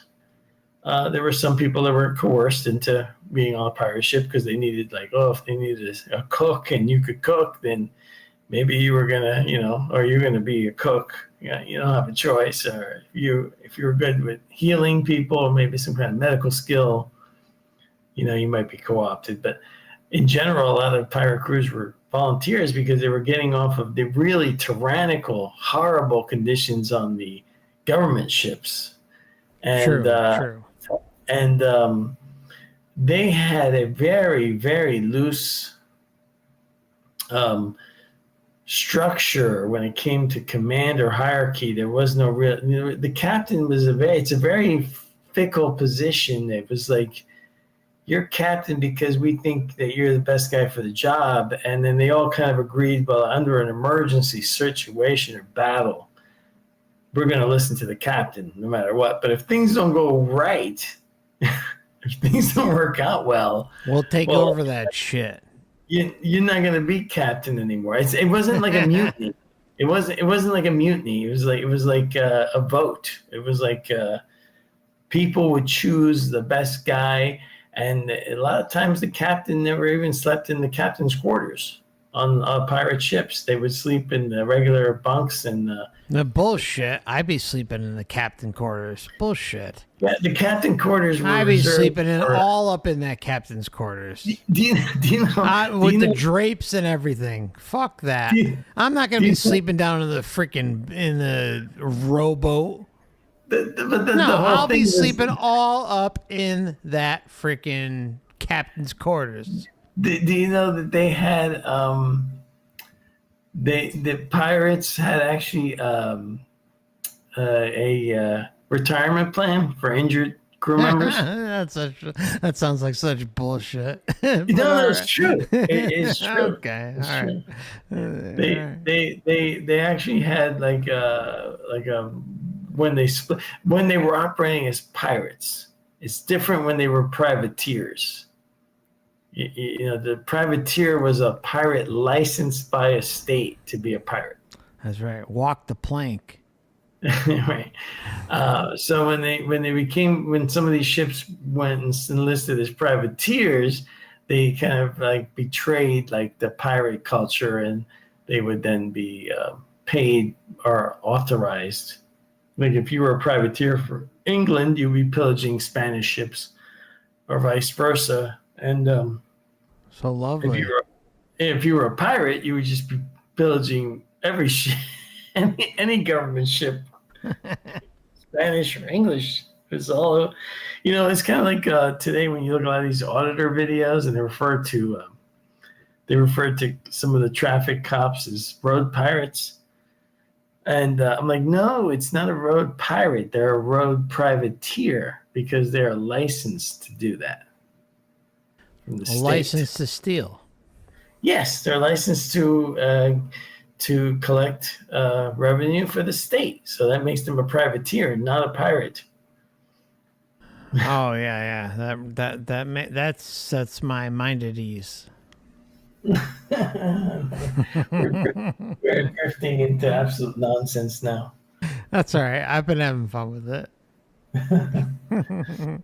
I hope the audience is. I can't see. It doesn't matter at this point. This conversation went off the rails, an hour ago. Has gone off the rails. Yes. Well, as you know, I had a really kind of a bad day today.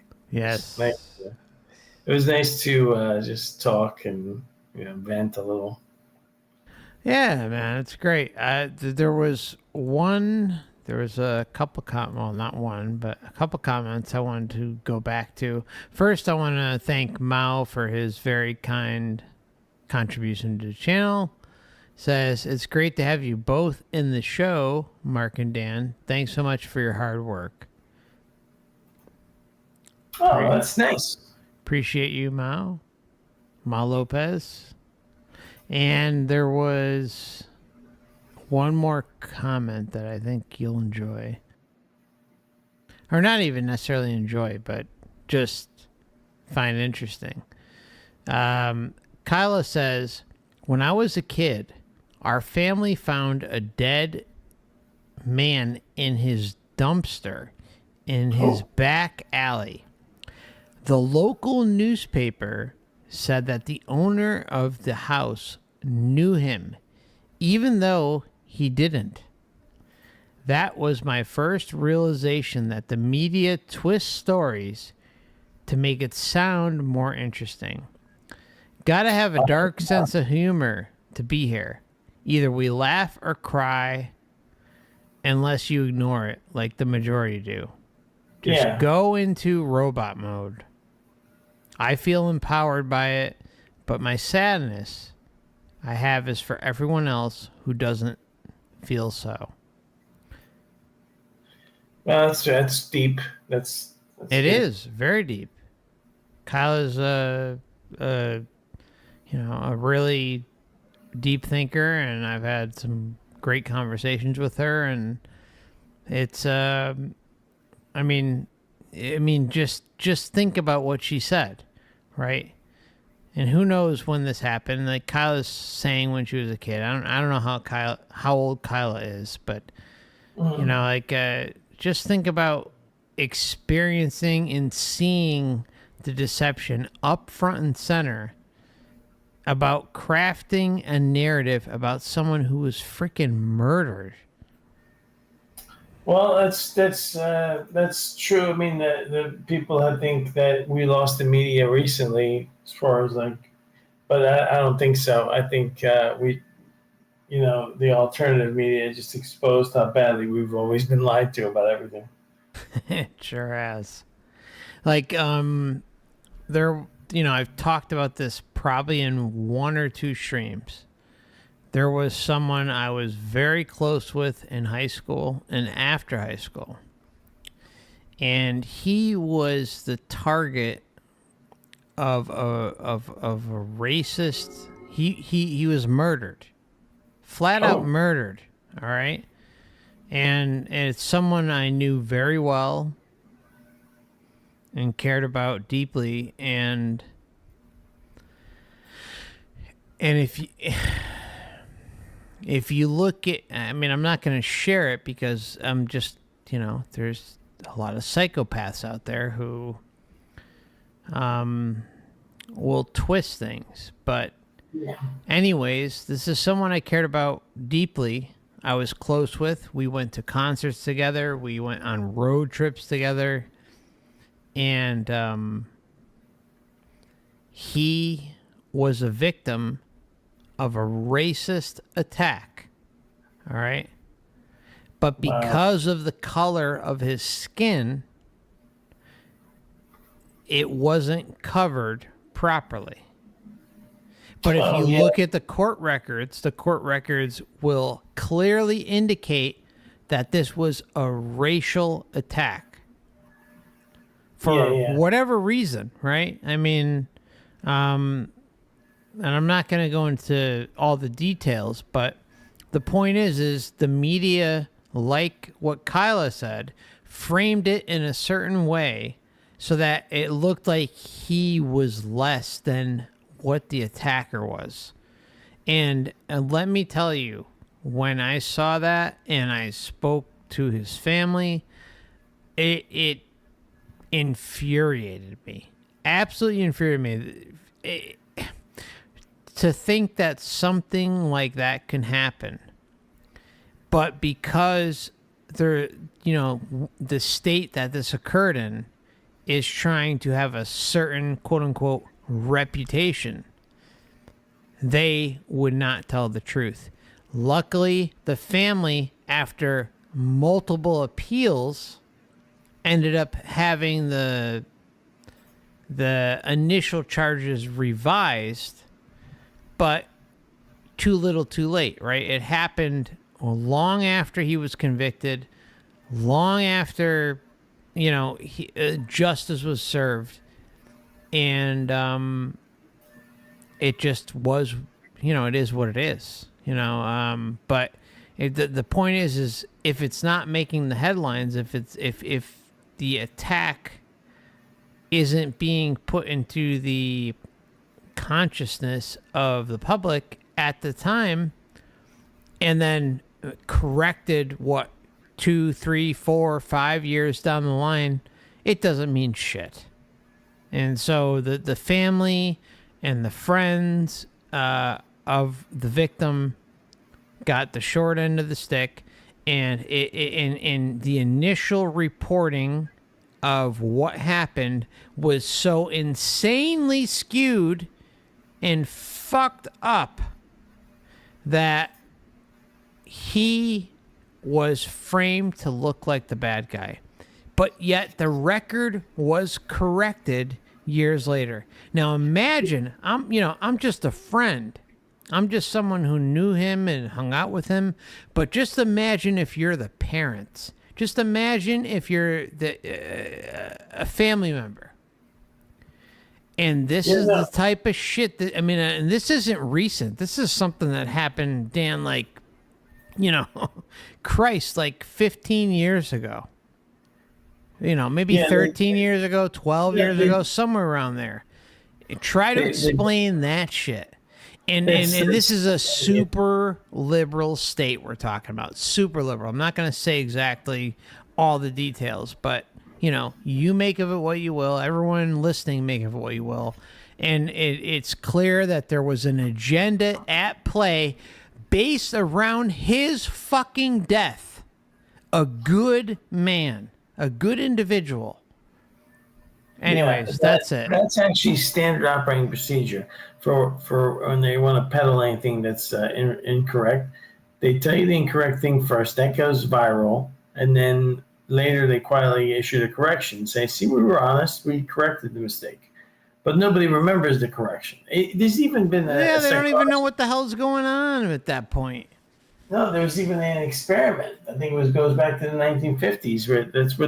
That's one of the things I was reading about with how cognitive dissonance works and some of these other cognitive things that humans are plagued with.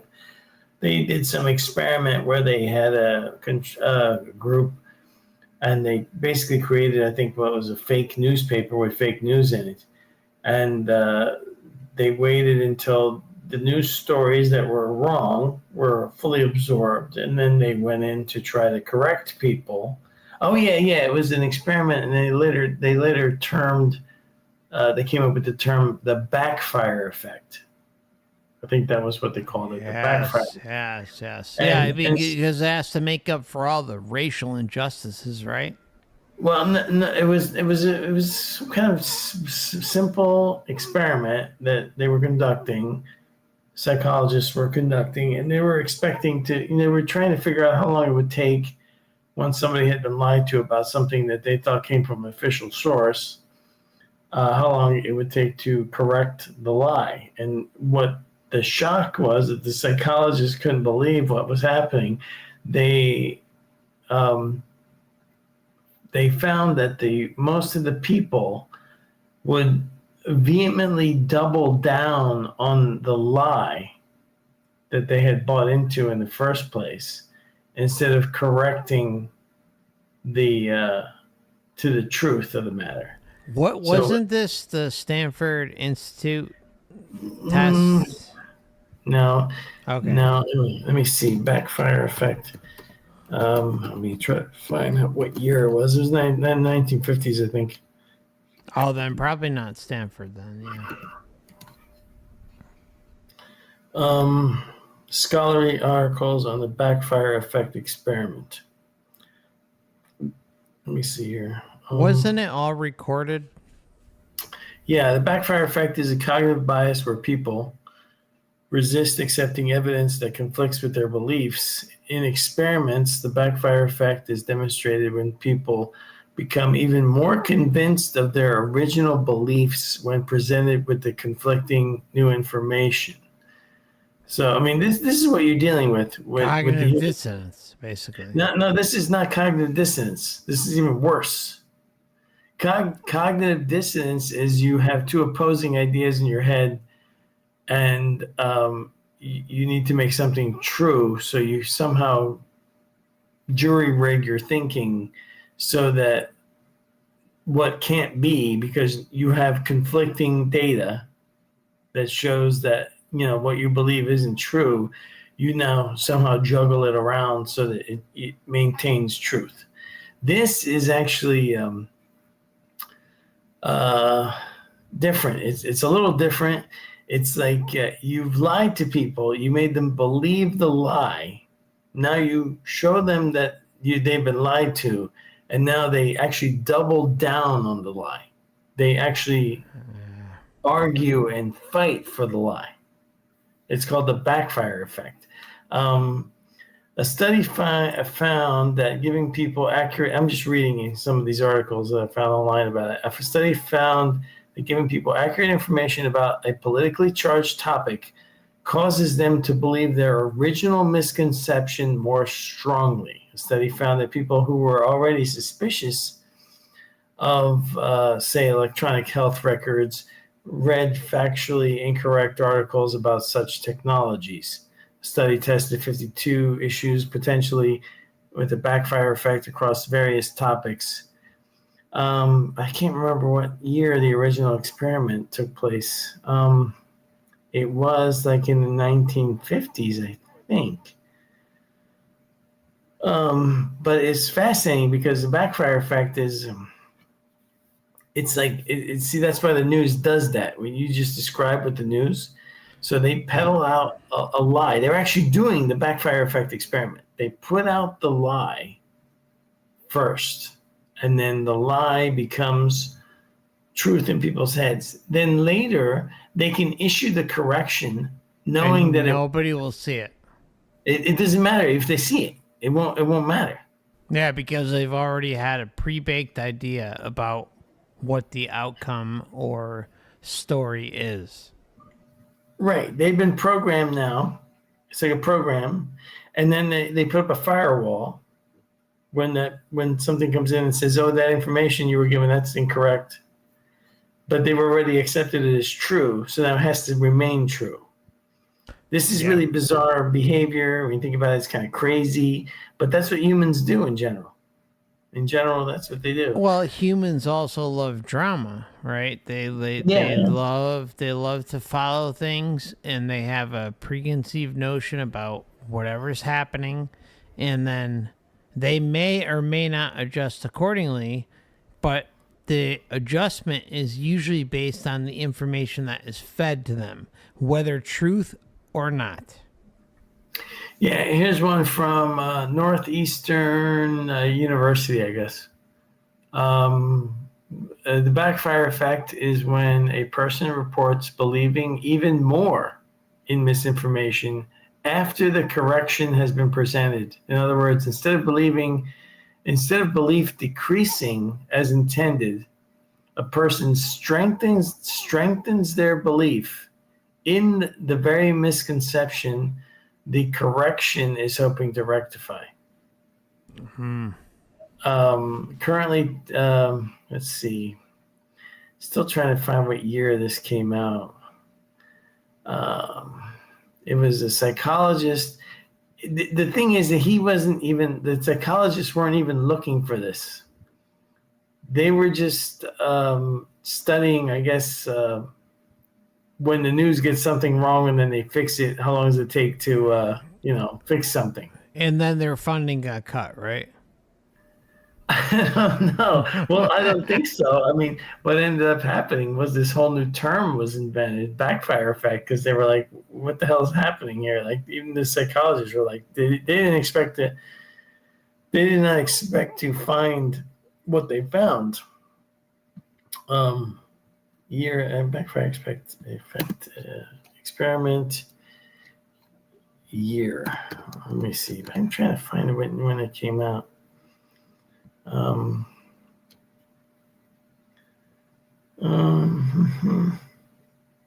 There's so many there's a lot of articles about it. And they repeated the experiment many times. There's people have done it in 2007, 2012, 2019, 1994. I mean, all these different repetitions of the experiment were done. But the original one goes way back. It's always frustrating. It's like none of the search engines work anymore. Nope. I've mentioned this before. They just do not work. Not bringing up what you're looking for. They're a joke. Complete joke. 1955. Journal of Experimental Psychology, 1955. That's when they did the experiment. Okay. Yep, here it is. The backfire effect after correcting misinformation is strongly associated with reliability. Journal of Experimental Psychology, 1955. Is when the backfire effect is when a correction increases belief in the original misconception. That alone. Okay, just think about that. The backfire effect is a psychological effect that when a correction is given to misinformation, the person increases belief in the misinformation. It's It's a response mechanism. Yeah, in an attempt to correct, often used as a reason not to correct misinformation, the current study aimed to test whether or not correction of misinformation increases belief more than no correction. So it's better to let people believe the original. This That's insanity. right. Yeah, exactly. Like my friend's murder. Yeah. Right. Yeah. So after the lie has been put out, if the lie comes out first, the lie will win over anything else. You cannot correct it anymore. In most people. So sick. So sick. These factors included worldview related attributes. See? Worldview, that's cosmology. So if you this is why you can't if people have to deprogram themselves. You can't go in and give somebody facts, information, data, and then have them, oh, okay, well, I didn't know that. Thanks for telling me. Now I can stop believing this nonsense I've been believing. That's not how it works. It works by people have to do it themselves as an individual. They have to decide that they're going to self-examine what they think they believe. Yep. And then go look and dive deep into a bunch of information and then try to investigate it. Not allowed. Which is what you did, right? Yeah, of course. I mean, I knew. I mean, when it comes to my friend that I'm talking about, like, he was. Look, it's not like I was like besties with him or anything like that, but I mean, I knew him well enough where he was one of the most peaceful, serene, laid back, chilled individuals that you could ever meet. I mean, I'm talking like, Cheech and Chong type shit. Like where he was a stoner. He liked to have a good time. And, we were boys, but, in high school, but and a little bit afterwards. But at the same time, it was like how they framed it in the media. It was like, oh, it was all based on race, but yet the race that was targeting him wasn't convenient. Right. I'll leave it at that. Right. Yeah, it happens all the time.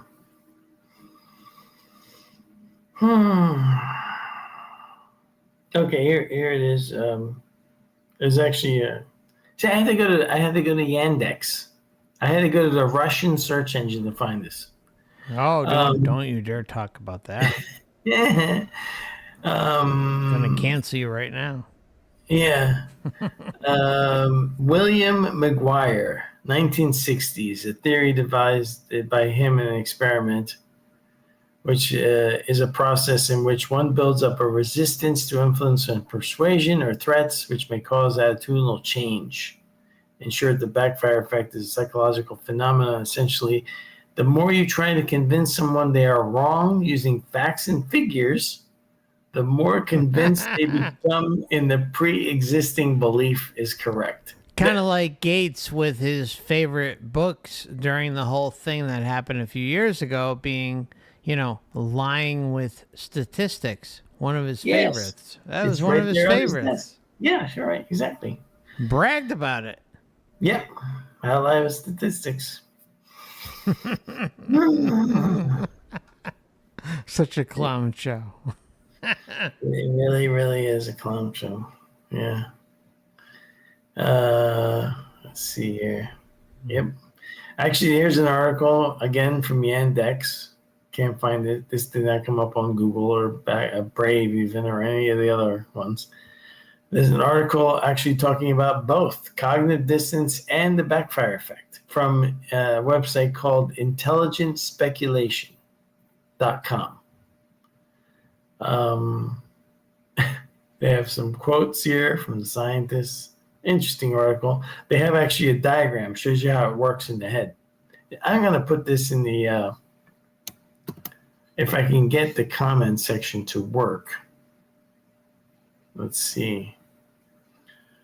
If I paste it in the comments, then everybody can see the article. Okay, there. Can you see that, Mark? Hold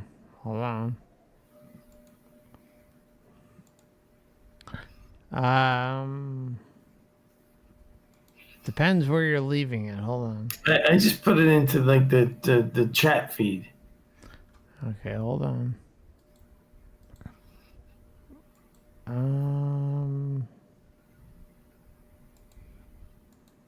I don't see it. Jeez. Well, which chat feed did you leave it in? The YouTube one under On your channel and my channel? on my yeah, you know what? I'm sorry. On my channel. Don't worry about it. It's all I'm good. starting Hold to on. get tired. I'm starting to lose it. Yeah, I'm getting kind of tired too. Yeah. I think we're gonna have to call it a day. Yeah, it's probably not a bad idea. Yeah, I don't see it on yours, but yeah, let's just wrap things up. It's been a fun conversation. It's kind of late. Yeah. I mean, it is. I know you wanted to go 7 hours tonight, but Yeah, no. I can't do that anymore. all right, everybody, it's been fun. We're both exhausted. All right. We were all over the place tonight. Had a good time, and so thank you, Dan, for joining, and thank you everybody for watching. And I'm gonna click end stream and leave chat, right? yeah, End stream first. end stream should be fine. I want to thank Uwu for your kind and generous super chat. Appreciate you, and of course Mao and anyone else who donated to Dan as well at Buy Me a Coffee. We left a link in the chat, but feel free to send a little love Dan's way and go to overwatchproject.com and Overwatch channel on YouTube and Overwatch Project on Odysee. Dan's also going to be working on heading on over to Rumble sometime in the next few weeks or months or sometime in the near future. So, swing by and check him out. He's done a lot of great work, and I really enjoyed having a discussion tonight. I'm glad we were able to multi-stream, and look forward to talking to you again, brother. All right. Everybody take care. Have a good night or good day whenever you happen to tune in and watch this, if it's in the future. That's right. Thanks, everybody. Bye-bye now. All right. See you, Mark. Much love, my friends. See you soon. Yeah. Thanks, See you next Dan. time. Bye-bye.